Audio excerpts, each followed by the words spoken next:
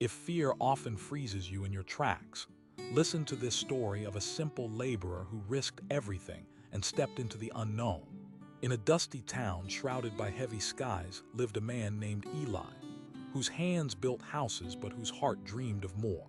Eli woke each morning to the shrill cry of the rooster splitting the dawn, the scent of wet earth lingering after the night's light rain. His small wooden house stood at the edge of town, where the cracked road gave way to open fields roamed by stray dogs and scattered cattle. At 54, his weathered face told stories of long hours under the sun, of muscles sore but steady, of a determined man who knew the value of hard work. He was known in the town as reliable, one who could be counted on to fix a roof, lay bricks, or clear land without complaint. Yet despite his sturdy hands and the respect they earned, Eli carried a quiet unrest in his chest, a shadow that moved just beneath the surface of his everyday life. His eyes, dark and steady, held something unresolved, like a door left partly open to a room no one ever entered. Each morning Eli followed the same ritual. He brushed his coarse hair back with a calloused hand, grabbed his worn boots and faded jacket, and stepped into the chorus of human life stirring around him. The marketplace buzzed with haggling voices and the clatter of carts, while children chased one another beneath the dusty trees, their laughter a brittle thread woven into the town's rhythm. His wife, Myrna, stood by the door with a steaming cup of tea, her face a mix of love and quiet worry.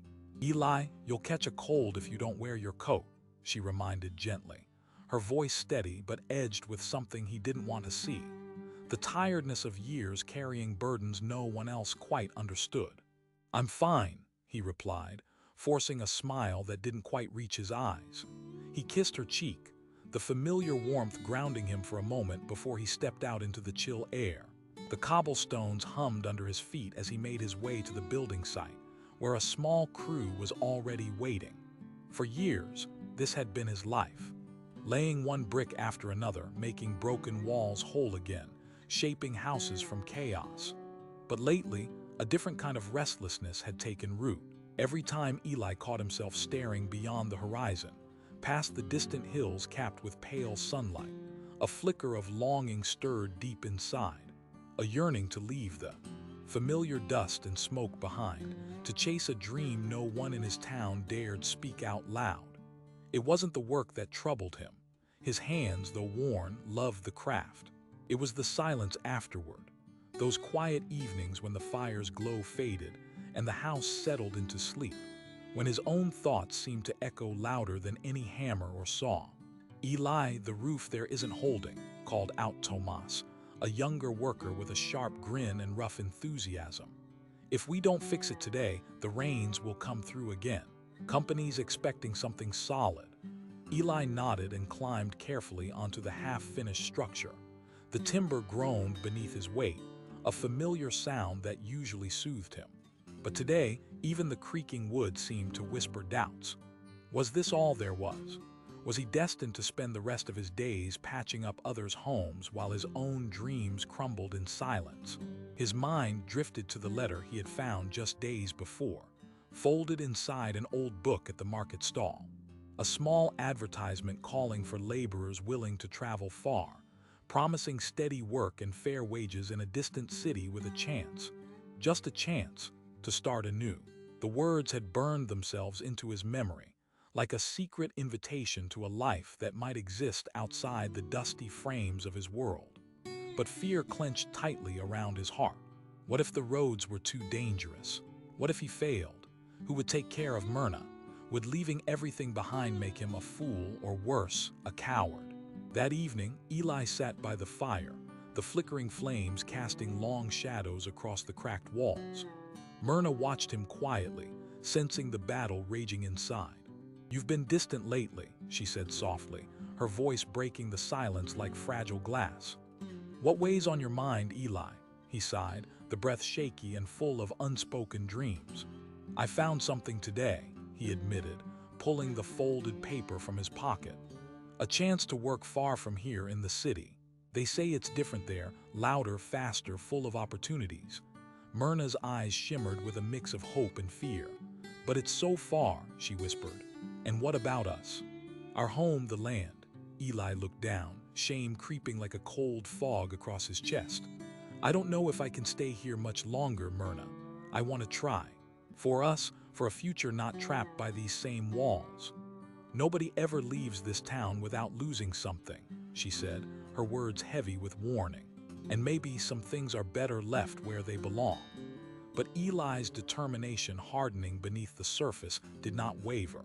He made a silent promise to himself as he lay awake that night, staring at the rough wooden beams overhead, feeling the slow pulse of fear and hope entwined like vines. The next day, work was harder than ever. His hands trembled slightly as he carried heavy beams, his mind wrestling with every whispered doubt. The other men noticed. "Eli's off in his own world," Tomas joked once, though his eyes held a flicker of concern. "You sure everything's all right?" Eli forced a laugh. "Just tired," he said, but even as the words left his mouth, they rang hollow. Days turned to weeks. Every morning, Eli would tell himself, "Today I will decide." But evening came and the uncertainty strangled his courage. The town seemed to close around him tighter with every passing day. The familiar faces, the unchanged rhythm, the endless question of what might be waiting beyond the horizon. One afternoon, as heavy clouds loomed low and the first drops of rain began to fall, Eli lagged behind the others, his steps slow and weighed down by invisible chains. A sudden crack echoed through the site as a scaffold wobbled beneath Tomas. Quick as a flash, Eli reached out and steadied the frame, saving the younger man from a dangerous fall. "Careful, old man," Tomas teased, but there was gratitude in his eyes. "You're still sharp." Eli smiled weakly, the weight of the moment slipping like sand through his fingers. Later, alone, he leaned against the scaffold, watching rain streak down the dirty windows of half-built homes.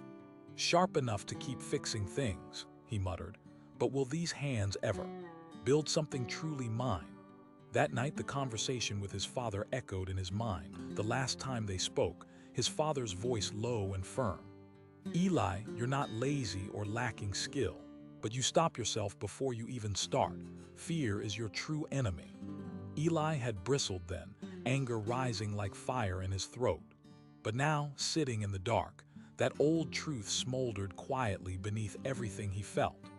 A week later, the opportunity seemed to grow more urgent. The market had new signs posted about the city work, and rumors traveled on the wind of men who left and never looked back. Some returned changed, others never at all. One afternoon, Myrna found Eli staring at the horizon, the sun sinking behind the burnt hills, bathing the world in dying light. "You can't live like this forever, Eli," she said, voice soft but firm. "This fear, this waiting, it's stealing you from us." He closed his eyes, the sharp ache of longing breaking through years of silence. "I want to, Myrna. I want to be brave. But the fear, you don't have to do it alone," she whispered, stepping close and taking his worn hands in hers. "Maybe it's time to find someone who can help, someone who can show you the way." Days passed, and Eli's thoughts swirled like restless storms. One evening, as he walked by the old well outside town, he heard a voice, a soft, steady sound like the rustling of dry leaves. "Eli," it said. Startled, he looked around but saw no one.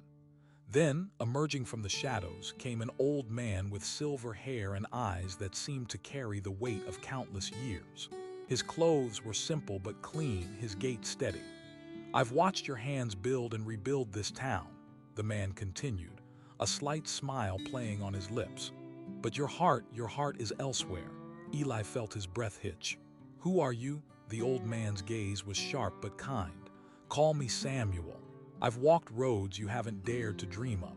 I see your struggle, the fear that binds you like chains no one else can see." Eli swallowed, the tightness in his chest loosening just a fraction. "How do you know my name?" Samuel chuckled softly. "Names are only words. I know what grows in your soul, the courage and the fear locked in the same room." They stood in silence, the cool night settling around them like a gentle shroud. Eli felt something unfamiliar, the quiet space where hope could flicker, unafraid. Samuel looked deep into Eli's eyes. "You don't have to face this alone, but first you must understand what holds you back." Eli nodded slowly, a mixture of relief and unease stirring within him. "I will show you a path," Samuel said, voice low yet certain. "But it begins with a story you must hear and, more importantly, believe." The old man took a deep breath and began, "Once upon a time, once upon a time," Samuel began, his voice soft yet steady. "There was a small river, not much wider than your own two hands. It flowed gently through a quiet valley, caressing the stones and feeding the trees with its cool touch. The river was humble, never boasting or rushing, but there was something it had not yet learned. It could carve through rock." The old man's eyes twinkled with quiet wisdom as Eli listened, leaning in.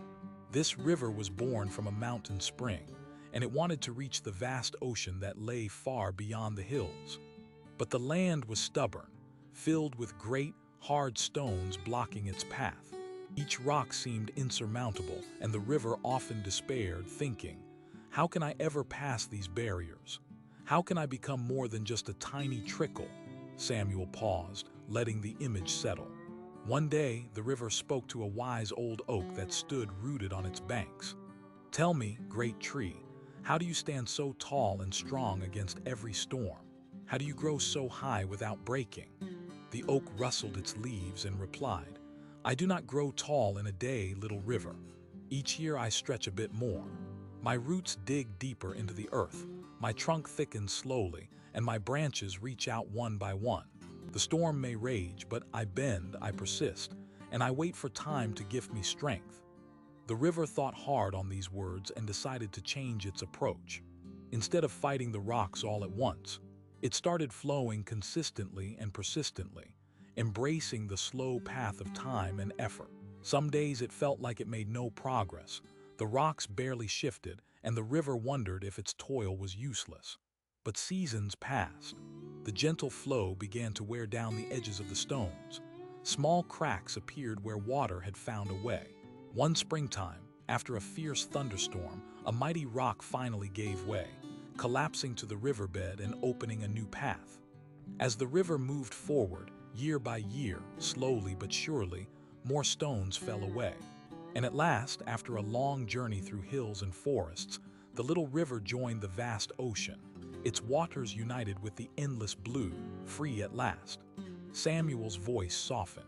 The river was never strong because it tried to be mighty all at once. It was strong because it chose to persist, every day, even when the progress was invisible. And though the stones seemed unbreakable, they yielded to quiet determination. He looked deeply into Eli's eyes. "Do you see it now? Your fear is like those stones. They feel immovable because you face them all at once. But if you flow, even gently, with faith and persistence, the path will open. The challenge is not to leap over every obstacle at once, but to keep moving, carving your way with daily courage." Eli's breath caught in his throat. The image of the small river patiently wearing down the hard stones stirred something deep within, a fragile hope, a whisper of strength he thought lost. "I understand," he said softly. "It's not about rushing to cross every mountain, but about starting each day with the will to move forward, even a little." Samuel nodded, a warm smile breaking through his weathered face. "Exactly. You don't have to be fearless. You only need to be brave enough to flow." For a long moment, silence wrapped around them, filled with the night's cool stillness and the promise of new beginnings. The next morning, with dawn's first light painting the sky in hues of amber and rose, Eli awoke feeling the weight of fear slightly lifted, as if the river inside him had begun to flow. He started with something small, reaching out to one of the men who had recently traveled to the city. Tentatively, he asked about life there, the kind of work, the daily rhythms. The man spoke openly, sharing both struggles and hopes. Eli realized that others had crossed their stones too, not by magic but by persistence. But old fears still whispered in the corners of his mind, and the first few days of preparing for departure felt heavy. He hesitated to buy a ticket, afraid the journey might be too late, or worse, that he wouldn't belong in the hustle of the unknown. One afternoon, Myrna found him by the fireplace, staring at the worn boots he planned to take. "You're scared," she said calmly, sitting beside him, "but you're also ready. I'm proud of you." Her words, simple and true, broke through his remaining resistance. "I'm scared of failing," he confessed, "but I'm more afraid of never trying." With her hand firmly in his, Eli made a quiet promise to himself and to Myrna. He would take the first step, no matter how afraid. When the day came, the whole town gathered in the square to see him off. Tomas clapped his shoulder, a rare earnest smile on his face. "Bring us back some of that city spirit, old man." Eli's heart pounded as he stepped onto the bus that would carry him beyond the hills, beyond the familiar dust. The engine roared to life, and with every moving mile, a mix of fear and exhilaration surged. The city was overwhelming, a mosaic of noisy streets, towering buildings, strangers moving swiftly in all directions. For the first few weeks, Eli wrestled with homesickness and doubt. His hands, used to the gentle rhythm of quiet fields and construction, fumbled in this new hustle. There were days when he felt invisible, a mere shadow among thousands. His body ached from unfamiliar labor, and exhaustion tempted him to surrender. But every evening, Eli would remember Samuel's story, the river wearing down the rocks, one patient drop at a time. He made a small ritual. Before sleep, he would whisper to himself, "Just flow." Slowly, something shifted. Eli learned new skills, found work that paid better, and even began to save a little. He met people who saw his value beyond dusty hands and years lived. He sent money home to Myrna, who wrote back often, pride shining through every letter. Weeks turned into months. His courage deepened not because fear disappeared, but because courage means acting despite fear. One evening, after a long day's work, Eli stood on a rooftop overlooking the city skyline, lights twinkling like stars brought low. He thought of the valley river and the stones it had carved. Tomas's words echoed, "You're still sharp." Eli smiled, not just as a laborer, but as a man who dared to face his fear and flow onwards. A year later, Eli returned to his town. He brought with him stories of the city and, more importantly, a new sense of self. He began helping others who dreamt of leaving but were frozen by doubt. "Fear is a stone," he told them, "but we are the river. Slow and steady, we carve our path." And so, Eli's journey became more than his own. It became a beacon for those trapped by their own invisible barriers. That day, something changed not only for him, but for the entire village. The dust no longer settled only on the fields but floated like hope on the wind. Years later, when asked about his secret, Eli always said, "I didn't stop being afraid. I just decided to keep moving, one small step at a time." This story shows us that our greatest obstacle isn't the world around us, but the fears we carry inside that convince us to stop flowing forward. And you? How many times have you felt stuck, watching your dreams fade because fear whispered it was safer to stay? How many days have drifted by while you waited for courage to arrive on its own? As Eli discovered, boldness isn't the absence of fear. It's flowing past it, drop by drop. It's not about immediate transformation, but about showing up daily and moving forward, no matter how small the step. Each step carves a path towards something greater. You don't need to leap into the unknown all at once. Start with something small, a phone call, a question, a plan. Tomorrow, another small step. Over time, those steps become the mighty river, unstoppable and free. If this story touched something inside you, don't let that feeling fade. Starting today, you can choose one thing that fear has held you back from and take a small action. Not tomorrow, today. In the comments, write, "I will flow," just 3 words. Like this video if you're ready to carve your own path, step by step. Subscribe for stories that awaken the courage to move despite fear. And share with someone you know is trapped by doubt, waiting for the river inside to start flowing. Remember, your fear is not a wall. It is a stone waiting to be worn down by your quiet, persistent courage. Your river is already flowing. It's time to carve your path.